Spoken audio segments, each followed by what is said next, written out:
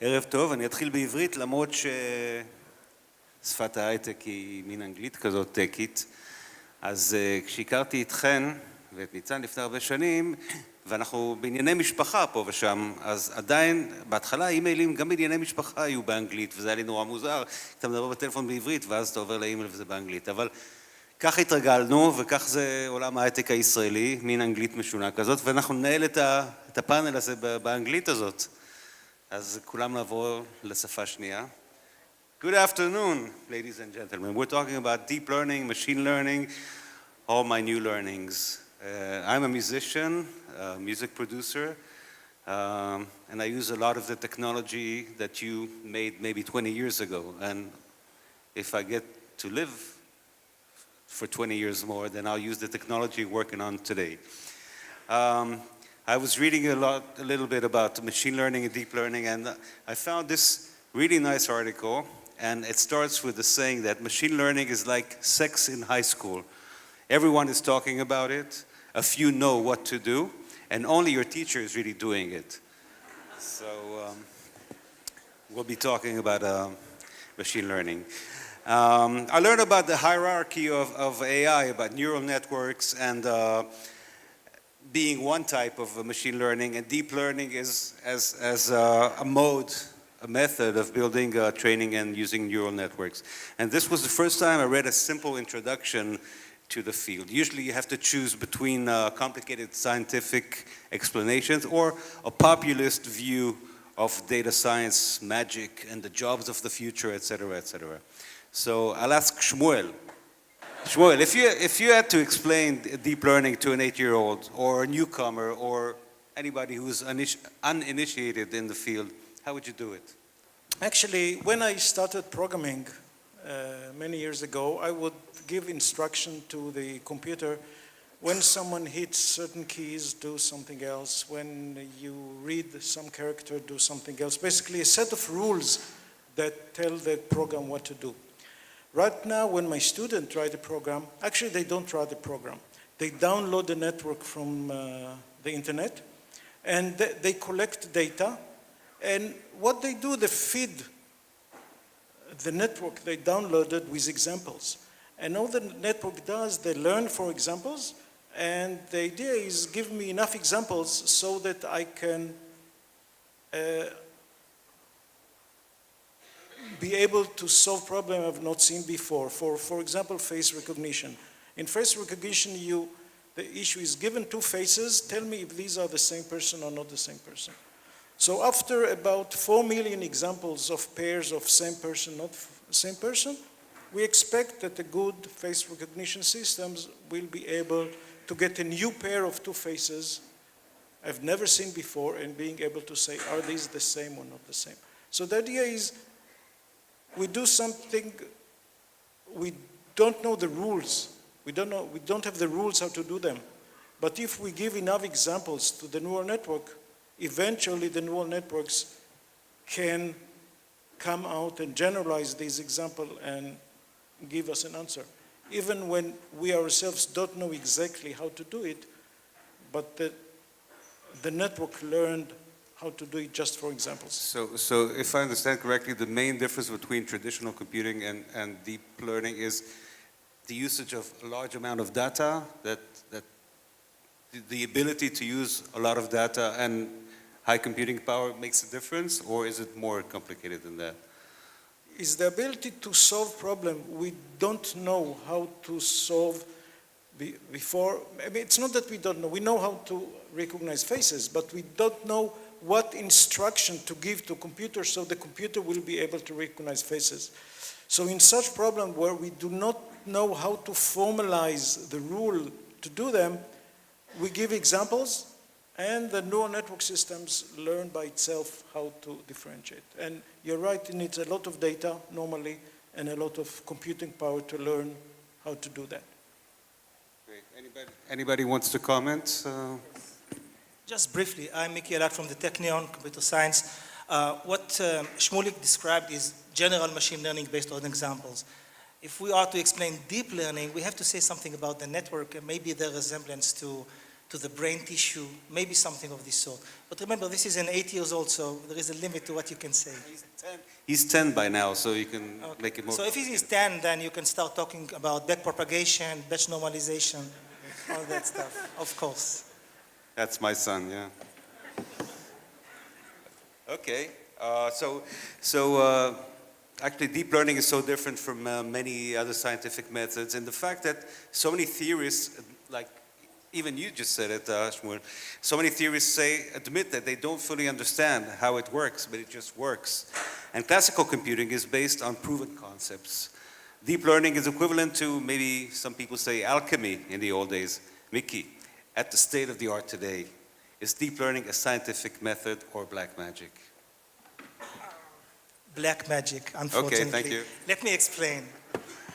In deep learning, we start by guessing an architecture. This is our starting point. Just pure guess. From there, we form an optimization problem. It's highly non-convex, something that years ago we have been taught to be afraid of. We don't care, we minimize. And how do we minimize? Using stochastic gradient descent.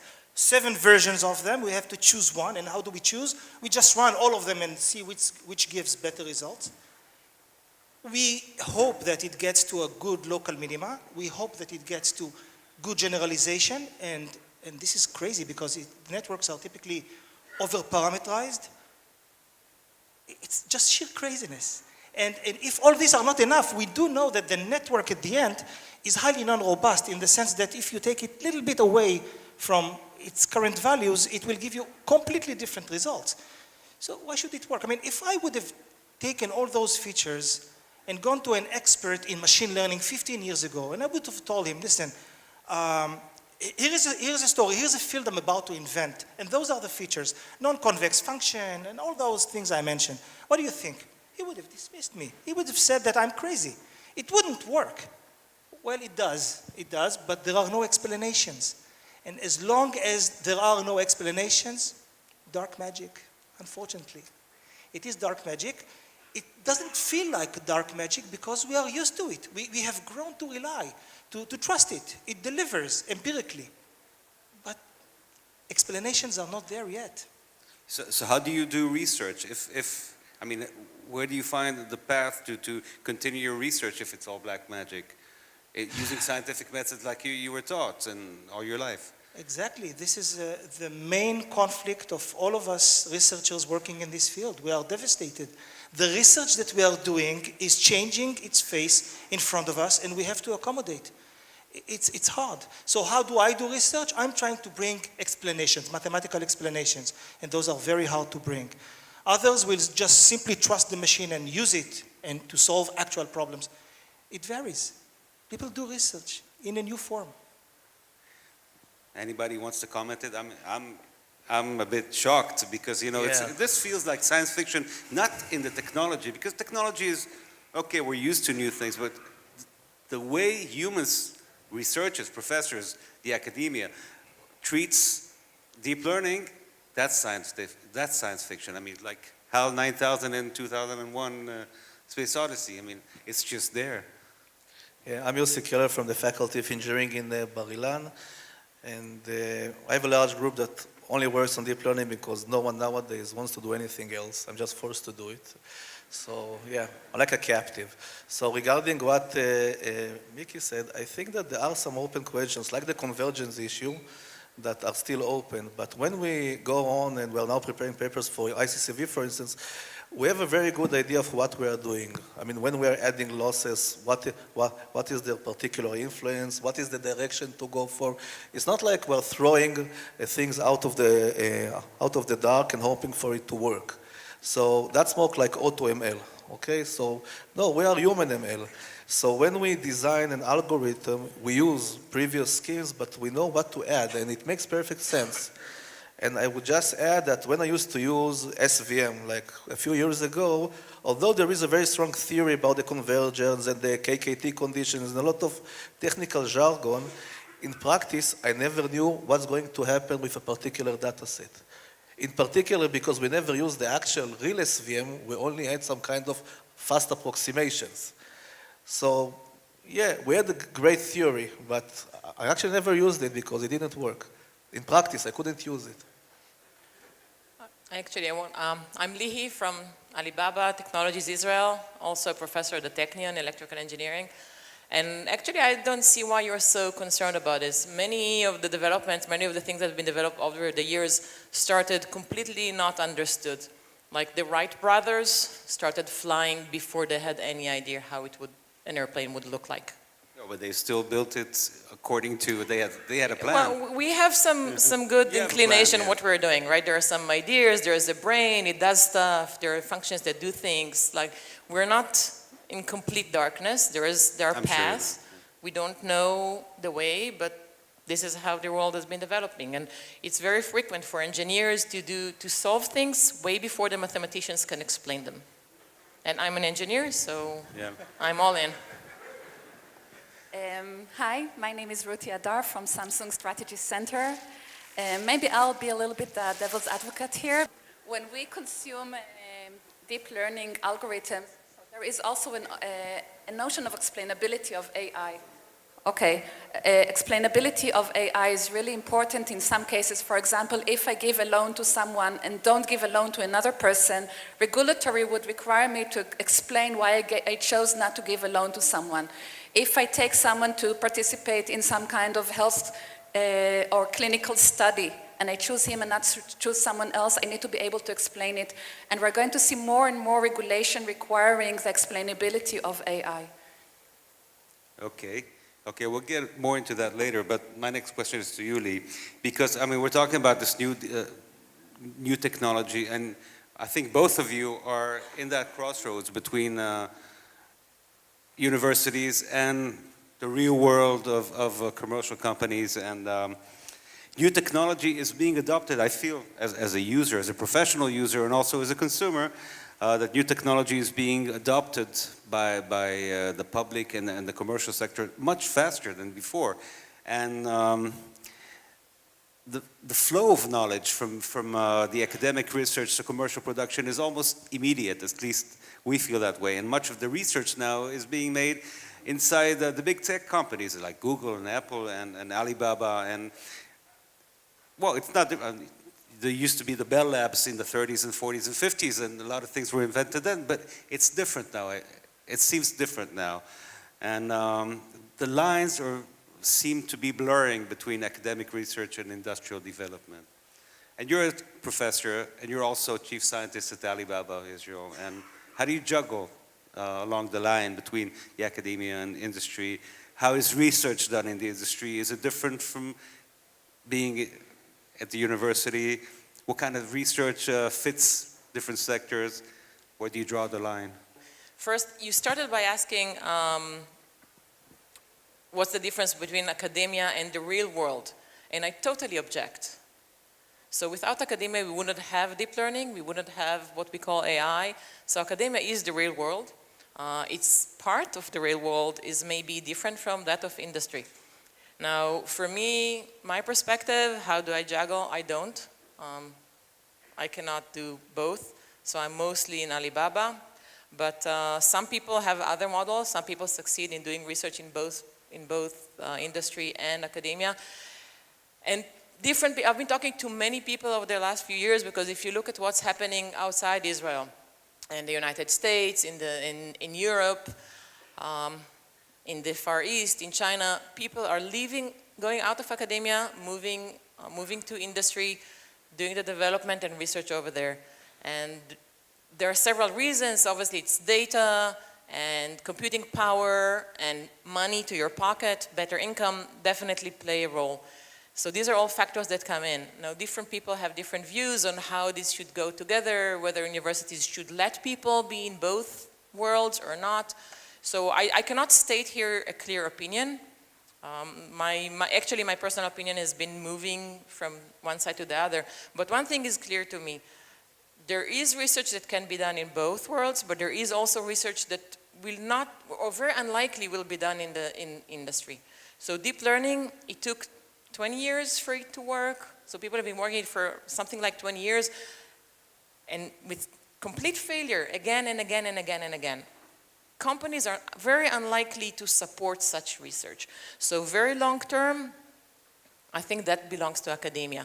And if you look for explanations, like what Miki is doing, I think that you're doing this and you're under your academic hat, trying to figure out why deep learning works, what is the next step, and I think we can discuss what's next. Is this what we have? So deep learning, yeah, it's a great tool, but it doesn't solve everything. So what's coming next?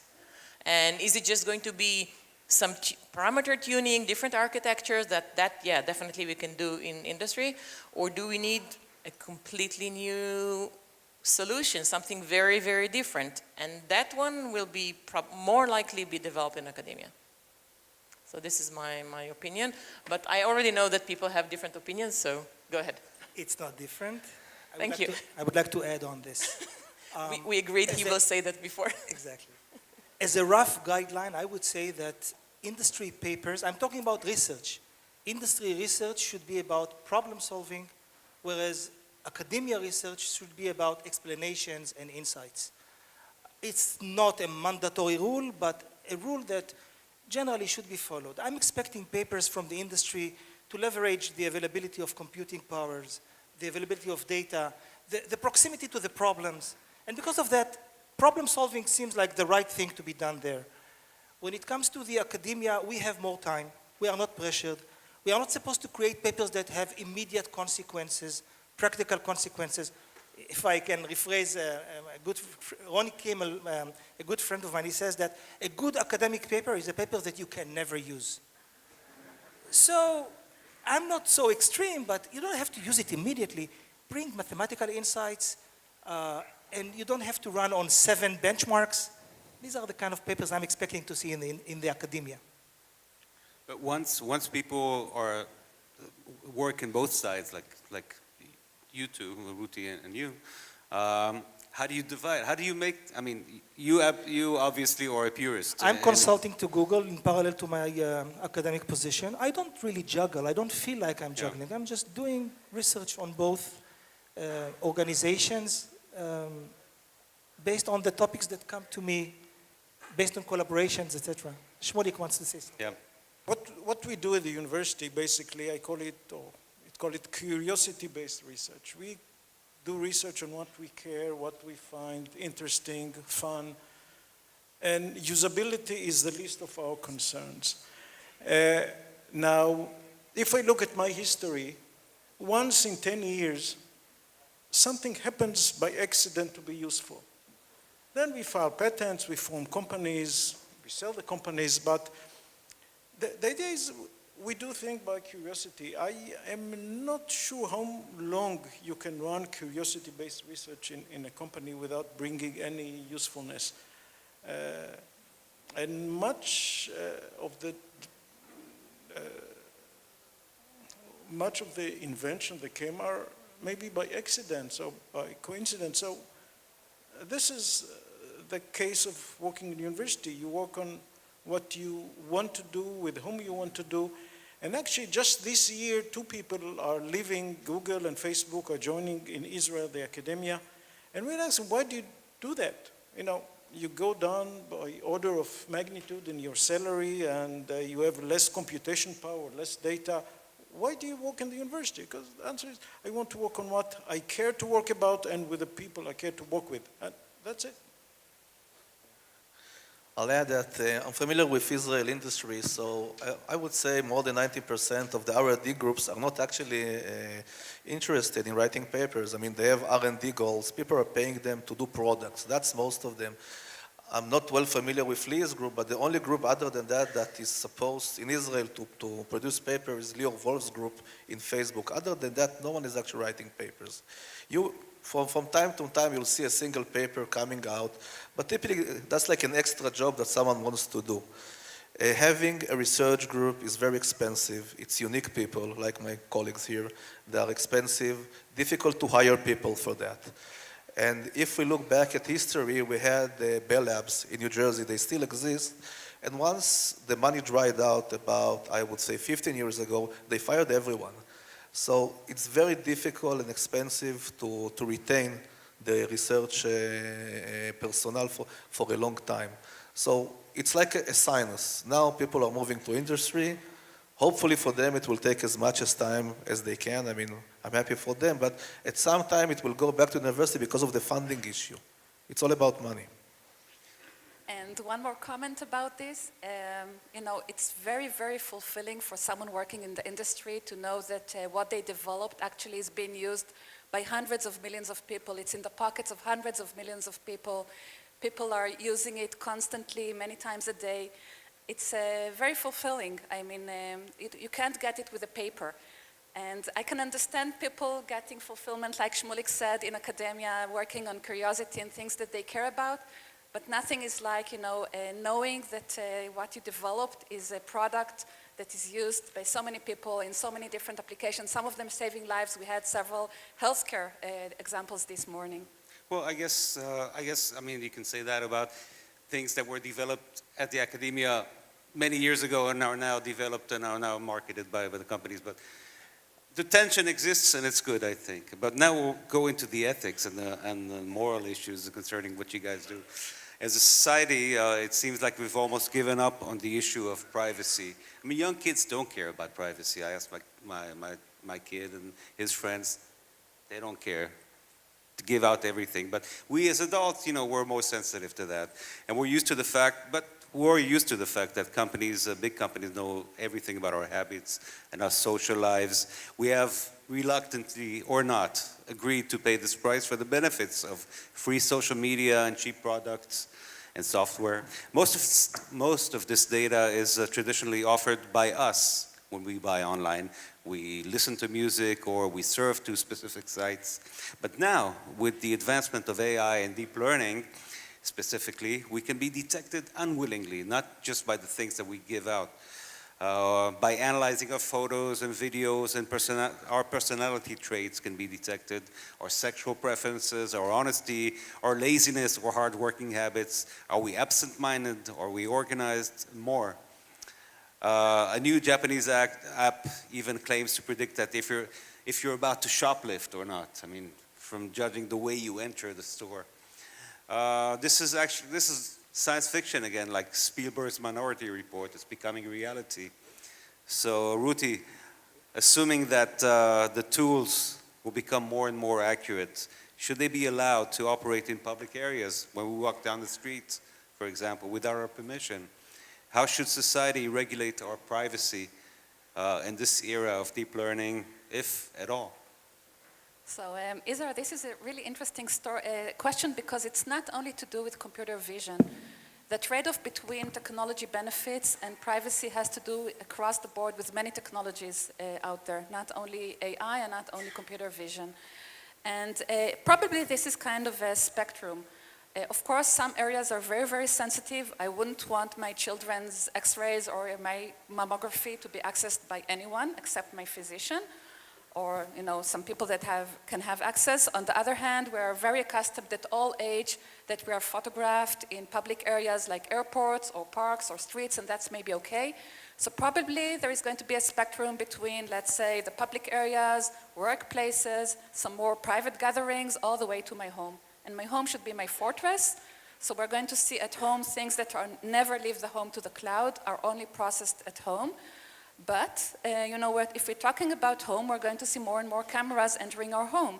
So my refrigerator will have a camera. On one hand, maybe it will help me with groceries or with some, menus on recipes, what to do with the food I have in my refrigerator, but also it will know my nutrition habits and whether I eat too much ice cream. I'll have a camera in my TV, so maybe it's good because my TV will be kind of adjusted to me, but it will also know how many hours a day I consume soap operas, a TV series. Or I have a camera in my mirror, so I will be able to do all kinds of virtual makeups using this camera, but then it will see me at all positions with a bad hair day. So it's really, really a question of privacy, and I think we're going to see things like de-identification technologies that are going to be very strong to be able not to recognize a specific person. All the persons that are going to be captured in the photographs are going to be synthetic. There is no one human person that this face belongs to them because of the de-identification. But how can you do then facial expression? How can you guess emotions? How can you do this when you have kind of the identification? You need to think about the technology. You know, in the past, 20, 30 years ago, when we moved from analog cameras to digital cameras, we had to artificially add a click noise. You know, the camera was silent, but we added this click so people would know. So regulators are going to tell us, you know, to put signs like this place is photographed 24/7. But what are we going to do with people having tiny cameras? You know, today a camera can be like the top of a nail. People are going to have camera in their glasses, you know, as a button in the shirt or in the watch. And how can I regulate that? How, you know, so I think this is going to be a question of social ethics on one hand, and it's going to differ in different cultures, different geographies, different locations. It's domains. It's also going to be a technology question. How do I do the identification? How do I do more strong compute at the edge? It's very, very complex. But I think you're a bit optimistic about human nature and human greed, and not just big companies and people. I mean, I don't think it can be stopped. Anybody would like to defer? No, actually, I want to agree. It can't be stopped. And I think society is very likely to change. The way we, even the opposite thing, like we look at today, if we want to believe in something, we look at the picture or the video and we say, oh, this is what happened. You can no longer trust what you see. It's not just produced, you don't know, it's not evidence anymore. And society will probably have to change in ways that we cannot stop. We can try and regulate as much as we like, something will happen.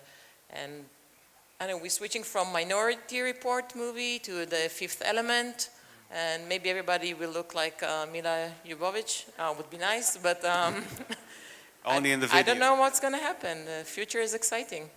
Well, this leads me to my next question, actually, what you're saying here.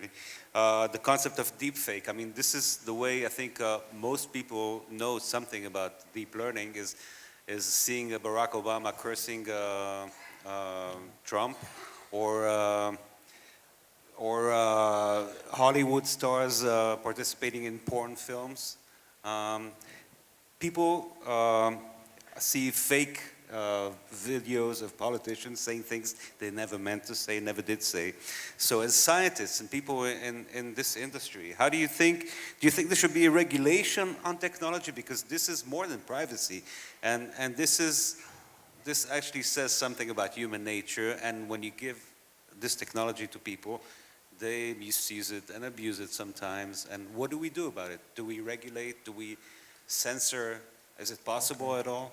So first of all, it's very difficult to regulate scientific research. They tried it with Galileo Galilei and it didn't work, and they didn't have internet in those days. So practically it means that today the deepfake code was already copied 1,000 times to various websites. It's not the dark web or whatever, just regular websites. Now, if you're interested in face swapping, I would recommend seeing our demo. Yuval, my student, is showing in one of the booths, and you'll see the kind of actually very realistic quality that one can nowadays achieve. I would say that the regulation actually has to deal with the way the information is being transmitted out. So once the movie is already been produced, what do you do with that? And in practice, there are two, I would say, two issues we have to handle. The first one is actually face swapping, and that's not the big thing, because if you look at the demo, our demos and other researchers who have done that, it's very difficult to get a realistic image of a person, because all we know how to do nowadays is to switch the face, not the hair. So it works very well with actresses and models, because in some way we conceptually expect them to have different haircuts and hair length and so forth. But if, for instance, just looking at what's going on nowadays in Israel, if one wants to produce a video movie with guns, it's very difficult, because you have to find a model that actually looks like him, regardless of the face. So that's a lot of work to be done. Well, that's just a matter of time. I mean. Yeah, you actually can do it. What you can do in a very short time, that's actually... I mean, in a few years, it'll be totally possible. You just maybe even in a few months. It's just a matter of production. It's not an algorithmic thing. It's more like you have to find a body double and have the exact haircut, and then one can go and think it over. So the more dangerous aspect, which is actually available nowadays, I mean, as we speak, is face reenactment, which basically means that instead of swapping faces between myself and, say, Miki, I'm going to swap faces between myself and Yossi Keller, implying that I can induce certain words into my speech and make me say a sentence that I never intended to say. So just to give you an example of the importance of a very short and very targeted video sequence, I remind you all of the video that Bibi produced in the last day of election, the one with the Arabs moving by buses. So it was released around 1 p.m. on the election day. It is 27 seconds long, that's all. It was taken with a cell phone, and the quality of the video is rather low, 320 by 240, implying for a person, for a technological person like myself, that it's easy to mimic that. And nowadays, analysts estimate that it was worth 2 to 4 seats in the Israeli parliament.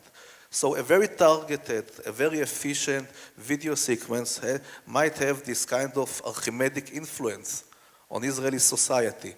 And indeed, it was transmitted through Facebook and WhatsApp. It did not go through the regular media because they're not allowed to deal with that on election day.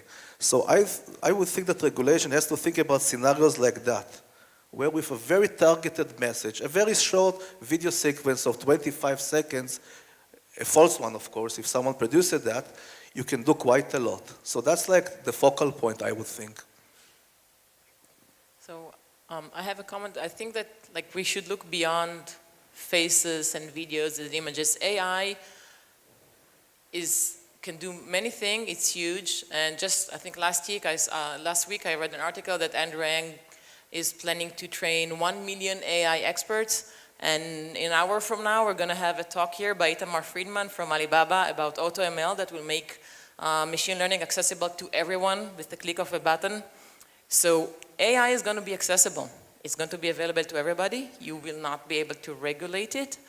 And we'll have to learn how to live with it and change our beliefs and change the way we think and change how we roll, actually, and how we manage our lives. Yeah, I think you have to say that about technology. I mean, the latest example, it's not AI, but the massacre in Christchurch was transmitted live on Facebook for many, many long minutes.